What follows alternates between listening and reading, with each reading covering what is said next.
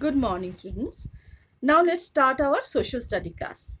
Today we will start chapter 5, our Constitution. So, first of all, we must understand what is Constitution. So, in simple words, I can say that every institution or organizations, be it a school, a club, or an office, needs a set of rules to function smoothly. Similarly, a country also needs some rules to run smoothly. The set of rules according to which a country is governed is called a constitution. Okay, I think you all understand that the set of rules according to which a country is governed is called a constitution. Constitution यानी संविधान. संविधान इसी को बोलते हैं. एक ऐसे कुछ सेट ऑफ रूल्स होते हैं, उसको मिला के जो जो कॉन्स्टिट्यूशन होता है उसके मुताबिक ही एक राष्ट्र चलता है. कॉन्स्टिट्यूशन और संविधान के क्या नीड क्या है, ये फर्स्ट ये देखो. Need for a constitution. You know, before independence, India was under the British rule.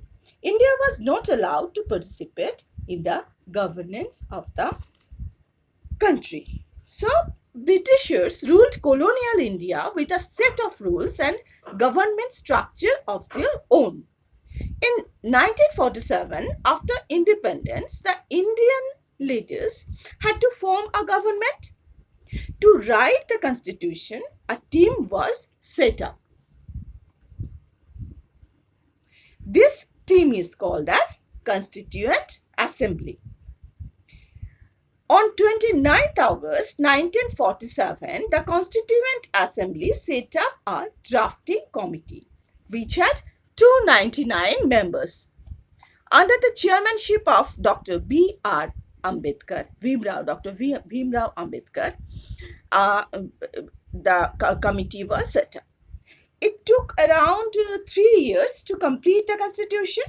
The Indian constitution was adopted on 26th November 1949, but it came into effect on 26th January 1950. Remember, 26th January 1950. So, on that day, India declared as Republic, and that day is celebrated as Republic Day every year. Now, I'm telling you about the nature of Indian Constitution. The nature of Indian Constitution. Let us explain. And actually, the Indian Constitution is the biggest written constitution in the world. It defines the structure, procedures, powers, and duties of the government.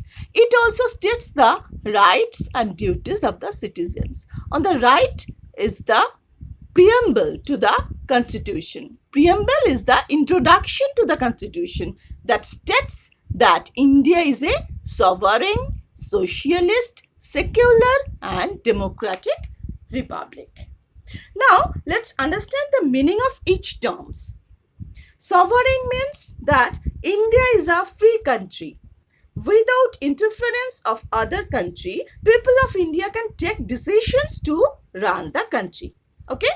And the word socialist in our constitution means that every citizen has equal rights and opportunities to get job and earn livelihood.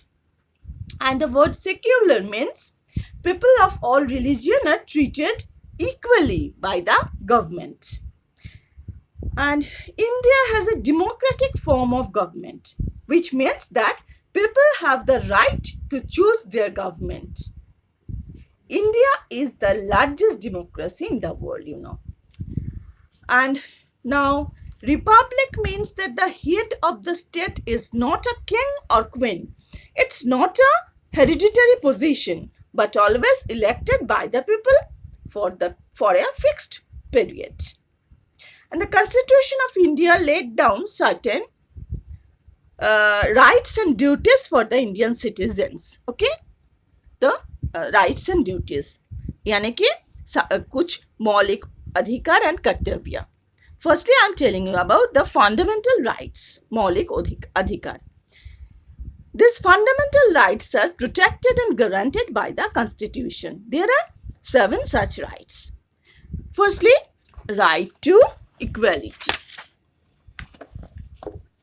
Right to equality means that men and women are equal no matter what religion or caste they belong to. Next, right to freedom. Next, right to freedom. Okay. Right to freedom means all citizens speak and express their thoughts. They can peacefully assemble.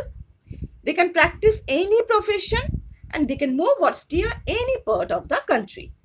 And next is right against exploitation. Right against exploitation. It ensures education to children and protecting them from child labor.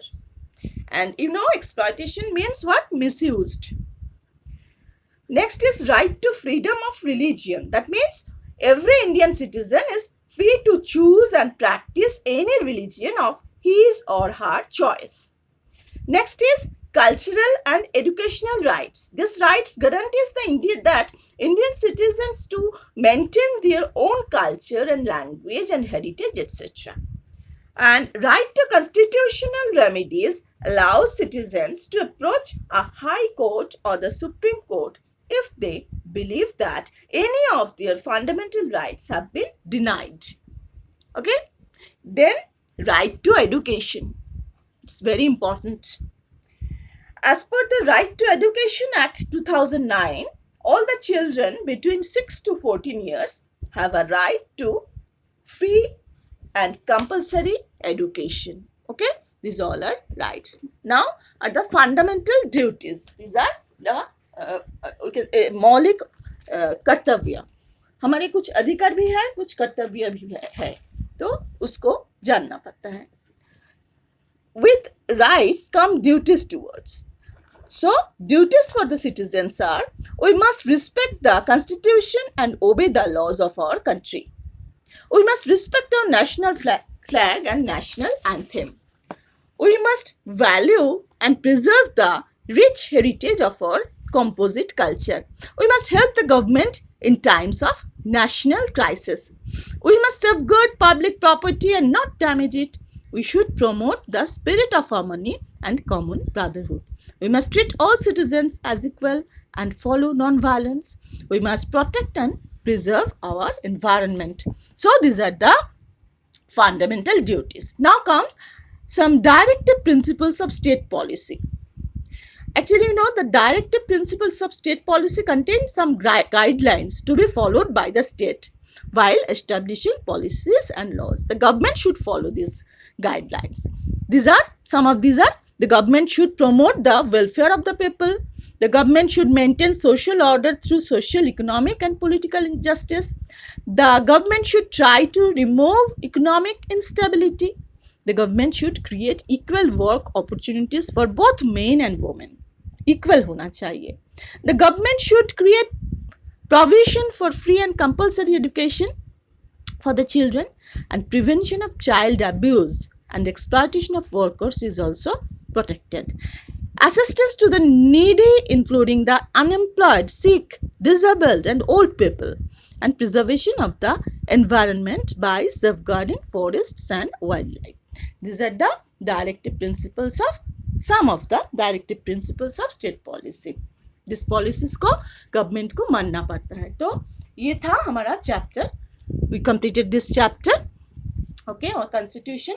Read the chapter thoroughly, and in our next class I'll give you the question answers. So till then, goodbye.